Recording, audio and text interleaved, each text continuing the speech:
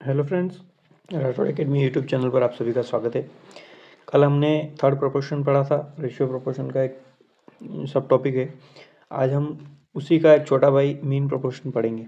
Mean proportion basically दो ratio का गुणा करने पर ही आता है, लेकिन इसमें दो रेशियो जैसे ए रेशियो बी और बी रेशियो सी दिया होता है। तो अब हमें बीच का रेशियो निकालना है। मीन प्रोपोर्शन मतलब मध्य। इसे हिंदी में कहते हैं औसत समानुपात। औसत समानुपात।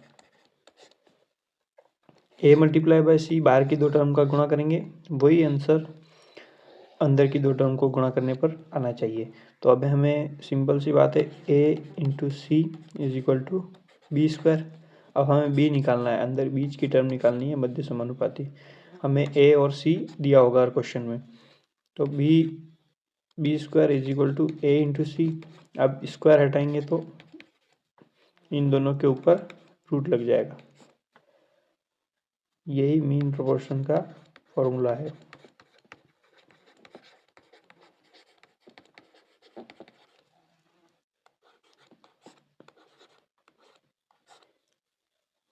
अब आगे हम कुछ क्वेश्चन करेंगे। पहला क्वेश्चन, 16 और 64 के बीच का औसत समानुपात ज्ञात कीजिए। औसत समानुपात वही है मीन प्रोपोर्शन।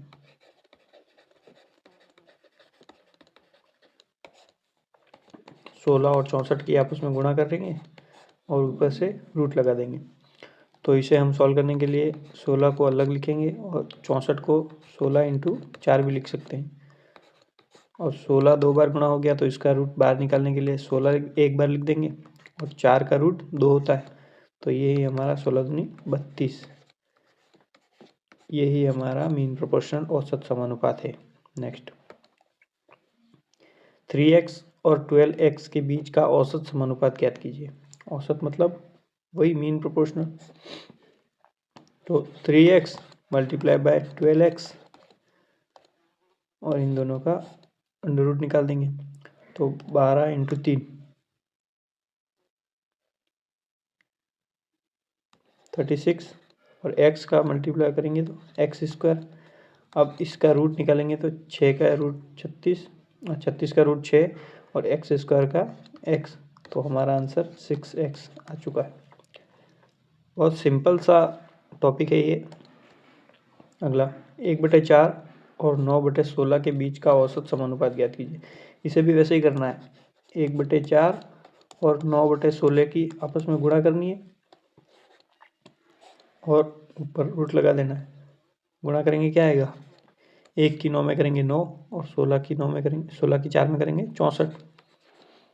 इसका रूट निकालना है तो 9 का रूट 3 और 64 का 8। तो 3/8 ही इसका आंसर है। अगला, दो संख्याओं के बीच का औसत समानुपात 10 है और उसमें से एक संख्या 4 है। दूसरी संख्या ज्ञात कीजिए। अब यहाँ औसत समानुपात 10 दे रखा है और इधर अंडर रूट 4 इंटू कोई भी एक संख्या मानो x मान लो। अब हमें ये सॉल्व करना है। अब हम इसे सॉल्व करेंगे तो दोनों तरफ स्क्वायर करेंगे, जैसे इधर भी स्क्वायर कर दिया और इधर भी स्क्वायर करेंगे। तो स्क्वायर से इधर तो 100 हो जाएगा और इधर ये रूट जो है वो स्क्वायर से कट जाएगा। तो यहाँ 4 इंटू एक्स बचेगा। तो यहाँ 4 इंटू में है तो इसे हम काट के यहाँ लाएंगे भाग में। 4 से 100 कटेगा 25 बार। तो x की वैल्यू आ जाएगी 25। यही हमारा सही जवाब है। नेक्स्ट, एक आयत की लंबाई और चौड़ाई का अनुपात 2:3 है। यदि आयत का क्षेत्रफल 150 वर्ग सेंटीमीटर है तो उसकी लंबाई और चौड़ाई के बीच का औसत समानुपात ज्ञात कीजिए। अब हमें पहले तो आयत की लंबाई और चौड़ाई निकालनी है। आयत का क्षेत्रफल क्या दिया है, 150 स्क्वायर सेंटीमीटर। आयत के क्षेत्रफल का सूत्र होता है लंबाई इंटू चौड़ाई, और लंबाई और चौड़ाई का रेशियो दिया है 2:3। तो अब हम 2x मल्टीप्लाई बाय 3x मान लेंगे इज इक्वल टू 150 और इन दोनों की गुणा करेंगे 3 दूनी 6 x square is equal to 150। अब हम इसे काटेंगे, 3 से काटेंगे 2 बार। 3 से काटेंगे 50 बार, 2 से काटेंगे 25 बार।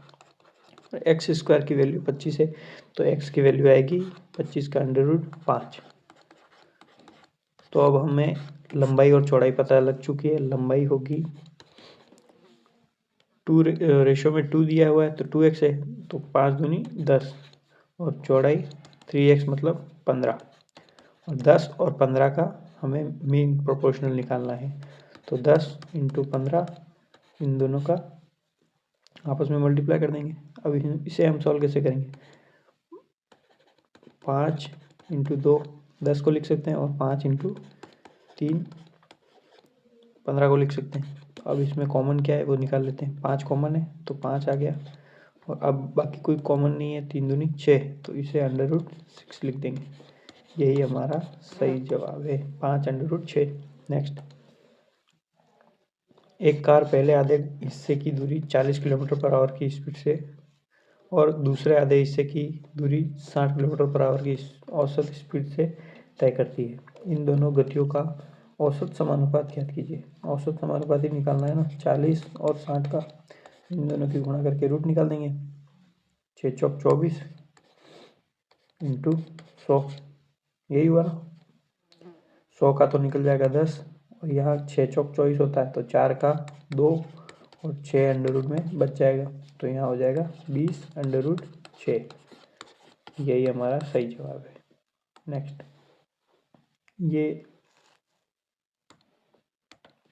ये स्क्वायर है, ए स्क्वायर b³ और a⁶ और b के बीच का औसत समानुपात ज्ञात कीजिए। ये टाइपिंग में नहीं लिख पाया मैं। a² और b³ इसकी गुणा करेंगे a⁶ और b से, और फिर इन दोनों का रूट निकाल देंगे। अब a का स्क्वायर और a⁶ इन दोनों को गुणा करेंगे तो क्या होगा? गुणा में हमेशा पावर जुड़ जाती है, तो a⁴ मल्टीप्लाई बाय b⁴ और b⁴ यहाँ 1 है, कुछ नहीं है तो इसका मतलब 1 है, तो इन दोनों को जोड़ेंगे तो b⁴ 4 हो जाएगी। अब रूट हटाना है, तो रूट हटाने के लिए हमें इसकी पावर घटानी पड़ेगी, तो ये आंसर आ जाएगा a⁶ मल्टीप्लाई बाय b⁴2। यही हमारा सही जवाब है। नेक्स्ट, 4.5 और 12.5 के बीच का औसत समानुपात। 4.5 मल्टीप्लाई बाय 12.5, अब इसका औसत समानुपात निकालना है। अगर पॉइंट में दिक्कत होती है तो पॉइंट हटा के नीचे 10 लिख देंगे, यहाँ भी 10 लिख देंगे, नीचे तो 10 आएगा ही आएगा बाहर, और फिर 5 × 9 45 को लिख सकते हैं, और इधर 125 को 25 × 5 लिख सकते हैं। तो अब नीचे 100 हो गया, इसमें 5 कॉमन है 2 बार, तो एक बार 5 बार लिख देंगे। 25 का रूट भी 5 ही होता है, तो एक बार फिर 5 बार लिख देंगे। 9 का रूट 3 होता है, तो फिर 3 बार लिख देंगे, और 100 का 10। अब हम डायरेक्ट इसकी गुणा करके लिख देंगे। 5 बचे 25, 25 × 75, 75 को 10 से भाग देंगे तो 7.5। यही हमारा मीन प्रोपोर्शनल आएगा। नेक्स्ट, दो संख्याओं का अनुपात 4:9 है, उनका औसत समानुपात ज्ञात कीजिए। वही है, 4 और 9 का अंडर रूट निकालना है, आपस में मल्टीप्लाई करके क्या आएगा? 2 × 3 6 इसका मेन प्रोपोर्शन आएगा। नेक्स्ट, एक वर्ग और एक घन की भुजा समान है। वर्ग का क्षेत्रफल 25 स्क्वायर सेंटीमीटर है और घन का आयतन 125 घन सेंटीमीटर है। वर्ग के क्षेत्रफल और घन के आयतन के बीच का औसत समानुपात निकालना है। हमें कुछ नहीं करना, सिर्फ 25 जो कि वर्ग का क्षेत्रफल है और 125 जो घन का आयतन है, इन दोनों के बीच का औसत समानुपात निकालना है। कुछ नहीं, 25 का अंडर रूट 5, 125 को हम 25 × 5 लिख सकते हैं, तो 25 का 5 हो जाएगा, और 5 का अंडर रूट 5, 5 बचे 25, 25 अंडर रूट 5 इस सवाल का सही जवाब है। आज के सारे सवाल होते हैं समाप्त। लास्ट तक देखने के लिए थैंक यू। अगर वीडियो अच्छी लगती है तो लाइक करें, एक कमेंट छोड़ें प्यारा सा। और ज़्यादा ही अच्छी लगती है तो शेयर भी कर दें और सब्सक्राइब तो कर ही दें। राठौड़ एकेडमी हमारा एक नया यूट्यूब चैनल है, इसे सब्सक्राइब करना ना भूलें। आप अपना सपोर्ट दें, वीडियो ऐसे ही और लाते रहेंगे। जय हिंद।